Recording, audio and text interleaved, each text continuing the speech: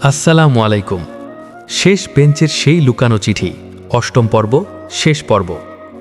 স্টেশনের সেই ব্যস্ত প্ল্যাটফর্মে আমরা দাঁড়িয়েছিলাম। ট্রেনের হুইসেল বাজছে, মানুষ ছুটছে তাদের গন্তব্যে, কিন্তু আমাদের দুজনের পৃথিবীটা যেন থমকে গিয়েছিল। জান্নাতির হাতে থাকা সেই মলিন নীল খামটা যেন 10 বছরের দীর্ঘ একটা সেতু হয়ে আমাদের হৃদয়ের দূরত্ব মুছে দিল। আমি জান্নাতির হাতটা ধরলাম। ওর হাতটা খুব শীতল ছিল, কিন্তু আমার হাতের ছোঁয়ায় সে যেন একটু কেঁপে উঠল।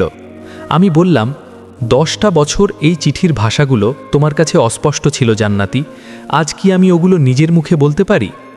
জান্নাতি কথা বলল না, শুধু ছলছল চোখে আমার দিকে তাকিয়ে মাথা নাড়ল।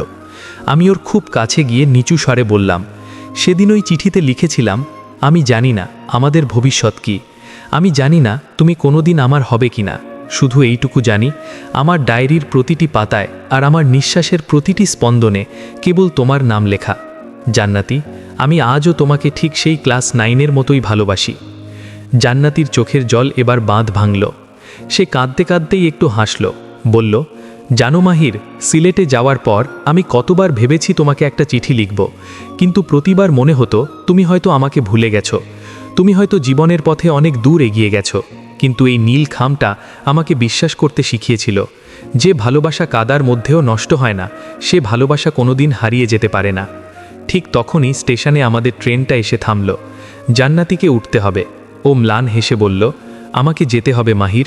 স্কুলের সেই ছোট্ট জান্নাতি আজ অনেক বড় হয়ে গেছে, কিন্তু তার মনটা আজও সেই কৃষ্ণচূড়া তলায় পড়ে আছে।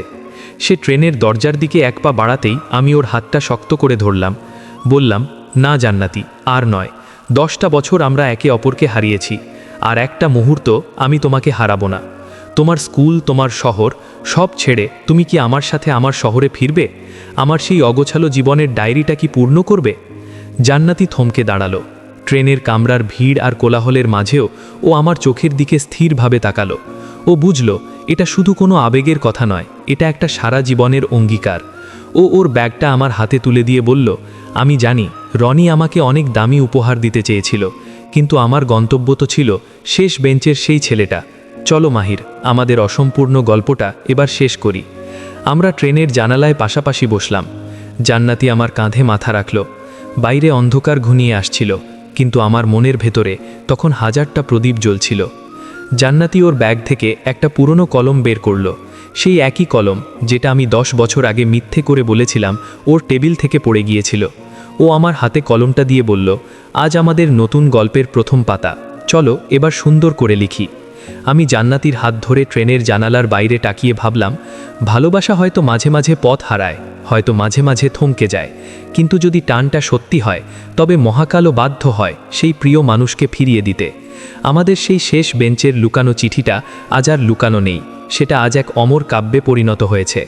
কিছু গল্প শেষ হয়েও শেষ হয় না, কিছু চিঠি বছরের পর বছর কাদার নিচে পড়ে থেকেও তার তেজ হারায় না।